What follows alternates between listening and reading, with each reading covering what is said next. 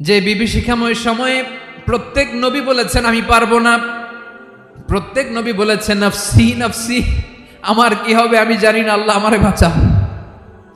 প্রতিটি নবী বলবেন নফসি নফসি, আল্লাহ তুমি আমারে বাঁচাও আমারে বাঁচাও। বিশ্বনবী মাথা তুলবেন, তুলে বলবেন রব্বি হাবলি উম্মতি, আল্লাহ তুমি আমার গুনাহগার উম্মতকে বাঁচাও। এই দুনিয়ার বুকে রব্বুল আলামিন সব নবীকে একটা করে দাওয়া মুস্তাজাবা দিয়েছেন, মানে যে দোয়া করলে কবুল হয়ে যায় সাথে সাথেই। দাও বিহা, দুনিয়ার সব নবীরা ওই দোয়াটা দুনিয়ায় করে ফেলেছে।